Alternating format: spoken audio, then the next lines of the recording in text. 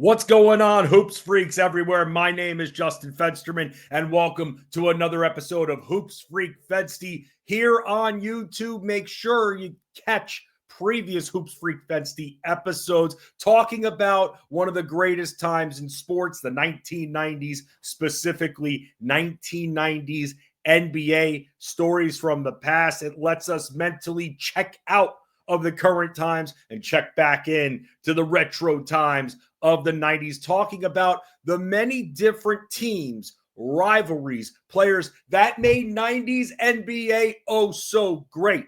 Today, and this might be a little bit confusing based on the jersey, this is not a New York conversation. This is a New Jersey state of mind. No Brooklyn Nets. This is the New Jersey Nets of the early 90s. One of the most fun teams to ever be assembled. I don't want to say by accident there, but a big-time prospect getting traded after not being utilized on his former team, and that's what made the Nets fun for oh so short of a time in the early and even a little in the mid-90s too. But this jersey right here, the New York Nets, remember the Nets were an ABA franchise. The merger brought them to the NBA. They were actually the New York Nets for about a year, and then they moved back to New Jersey in 1977. Hanging around in the 80s, making playoffs, not really doing too much with it. No serious playoff runs. However, in 1989, Bill Fitch, we all know him, big time coach, has that experience, comes aboard to the New Jersey Nets with the turn of the decade there. And how many games does he win? Well, not many, 17 games, and that's it. But comes away with a draft pick from 1989, someone who you might know as an Atlanta Hawk, Mookie Blaylock. That's right, before Mookie Blaylock was dominating in blazing speed fashion on Atlanta, he was on the New Jersey Nets by the time this area hit the 1990s. And with Mookie Blaylock, you're already thinking, wow, a nice guard, good passer, good scorer, feline quickness going into the 90s. That's where it all began. But can it get any better than that? Yes, it can, because the Nets win the lottery in 1990. And who did they get from Syracuse? Derrick Coleman. You talk about guys like Larry Johnson and Karl Malone and Charles Barkley who can move as forwards. Well, Derrick Coleman was another one of those forwards. Had shooting range, had handles too. Nice spin moves and agility with the ball. An all-encompassing big man, now a part of the New Jersey Nets. Not only gives them a threat on the offensive end, but also on the defensive end. And this was a guy who won Rookie of the Year and also was an 18-10 guy his rookie season. And by the time Derrick Coleman came to the Nets were still one of the weakest offensive teams. However, on the defensive side, they started getting it together just a little bit. And they had guys like Sam Bowie, who gets made fun of a lot simply because he was a sandwich pick in 1984 between Hakeem Olajuwon and Michael Jordan. But Sam Bowie, when he was on those Nets teams, actually had a couple of productive seasons, but overshadowed by the whole concept of Portland not taking Michael Jordan. But they had Sam Bowie. They had Chris Morris on the team. They had Joe Barry Carroll for a minute. So they had themselves some bigs. They didn't lack size. They just needed to put it all together. But maybe just as importantly, as it was for the Nets to draft Derrick Coleman, was a mid-season trade that brought them Drazen Petrovic. Yugoslavia, Croatia national teams, you knew Drazen Petrovic from Europe, was drafted in 1986 by the Portland Trail Blazers. And when it came to his first few seasons in the NBA after dominating all over the world, Drazen Petrovic, by the way, good friends with Vlade Divac as they were entering the NBA at around the same time. By the time Petrovic entered the NBA, a lot of hype behind him, but there was a problem. The problem was the team, the environment. The roster composition. In Portland, there were too many skilled guards for Drazen Petrovic to actually get minutes, and Coach Rick Adelman would not give him those minutes. Remember, Drazen Petrovic on the Blazers went to the finals in his rookie year in 1989-90. They went to the finals. But when you've got guys like Clyde Drexler and Terry Porter and other mobile forwards that can also bring up the ball, Drazen Petrovic was stuck. He was stuck playing minimal minutes, getting minimal shots. And the big thing with Drazen Petrovic, besides his driving ability and his overall tenacity as a player, he was a scorer. He could shoot the lights out of the ball. We're talking a 50% shooter on the grandest stage in the NBA, Drazen Petrovic. But unfortunately with Portland, who then made matters worse, and it caused a rift between management and Rick Adelman and Drazen Petrovic in Portland, was that they then add Danny Ainge too, another guard. You're not going to let Petrovic play. Okay, so what does Portland do? Portland trades Petrovic to the New Jersey Nets. And boy, did this Nets team get a prize. Now, Petro, as he was known for all you Nets fans out there, Petro, hitting every single shot. By the time we hit the following year in 91-92, Petrovic has become a big-time scorer. So now you've got Derrick Coleman, Rookie of the Year. You got Drazen Petrovic on this team. You have utility players that can stop the opposition a little bit too, even though they're not flashy. But this Nets team was taking steps to get better, building through the draft. They end up getting the second pick from Georgia Tech. They take Kenny Anderson when it came to the 1991 NBA draft. Now, Kenny Anderson, because remember, they had Petrovic and they also still had Mookie Blaylock on the team. Kenny Anderson, they didn't necessarily need for him to dominate right away. And that's kind of what they did in the 91-92 season, where they went from winning 17 games to 26 games in 1991. Now 1992, just around 500 with 40 wins, the New Jersey Nets end up making the playoffs.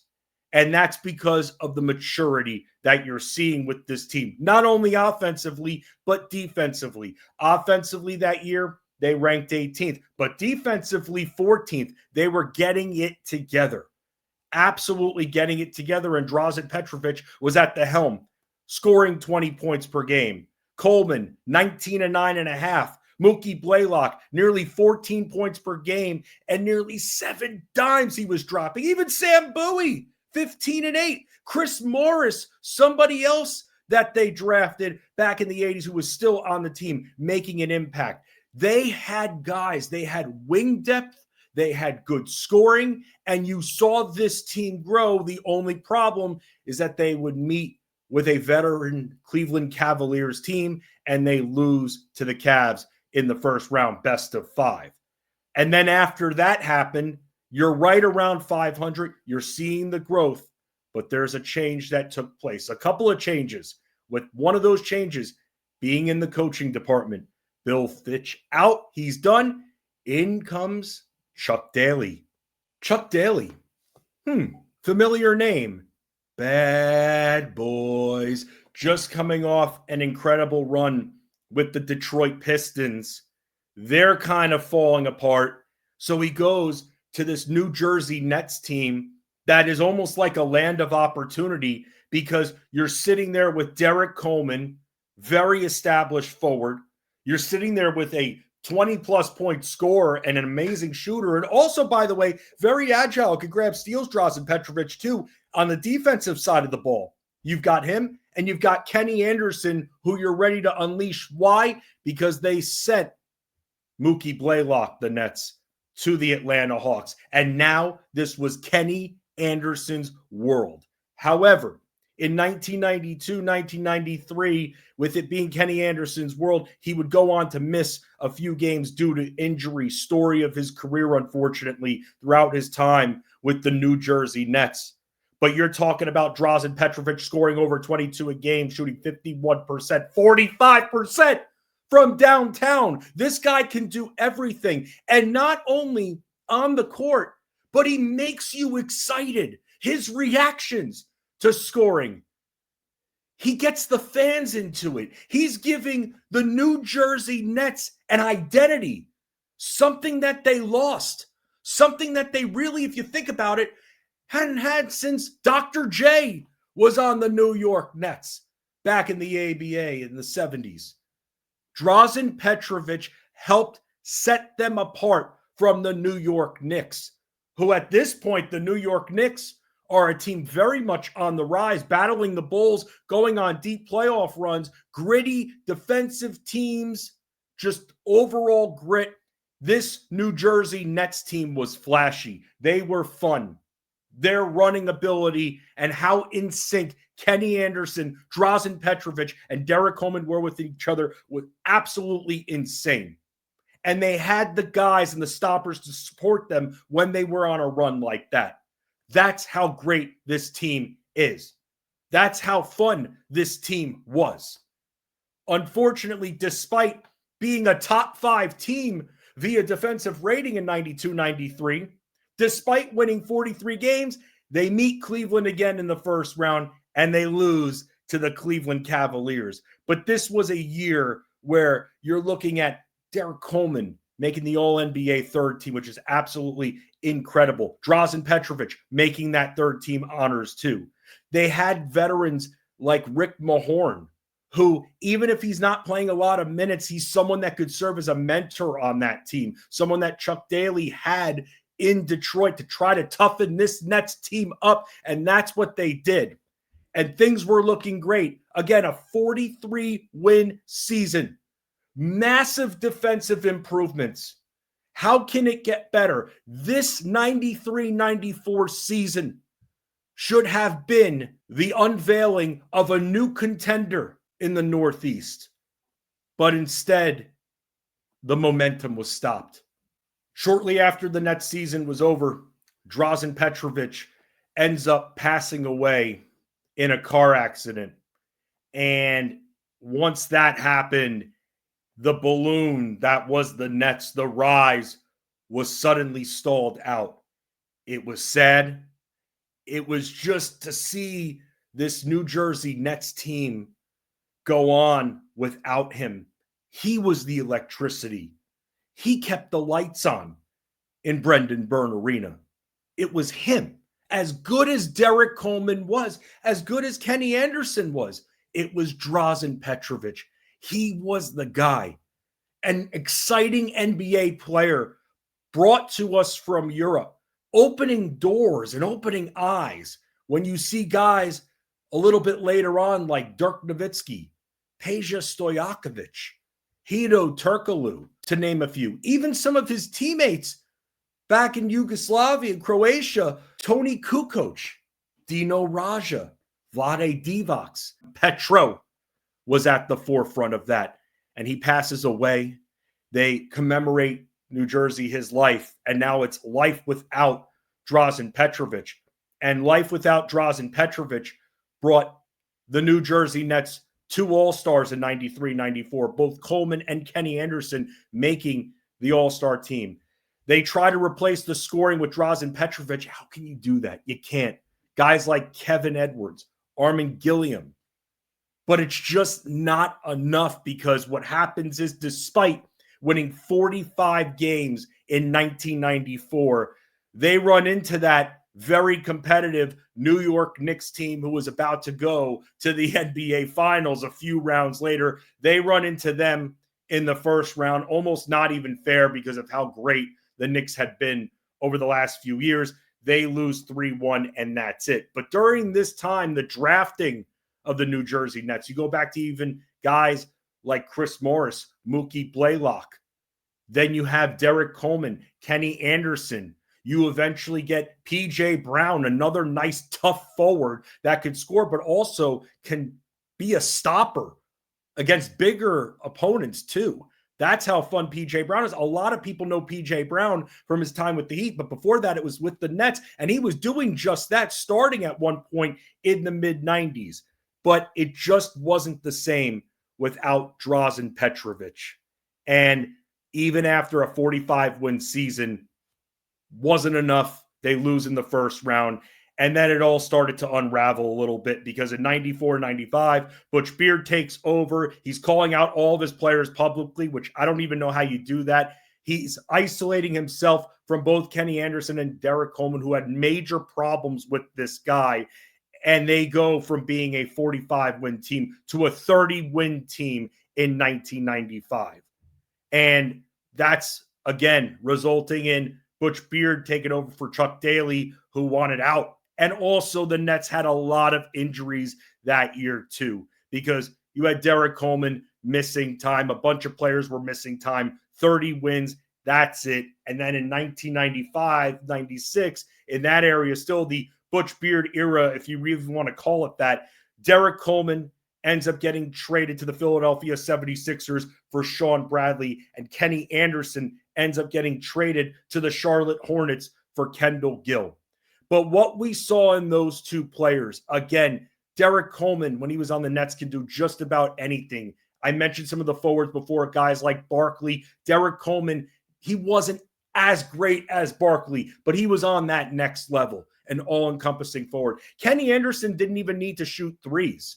A lot of guards in the NBA these days, you need that three-point shooting ability to be able to last or be given a very significant role. Kenny Anderson was all grit and drive and could get it done inside the arc as more of a traditional point guard that took a few more shots because he was beating everybody down the court.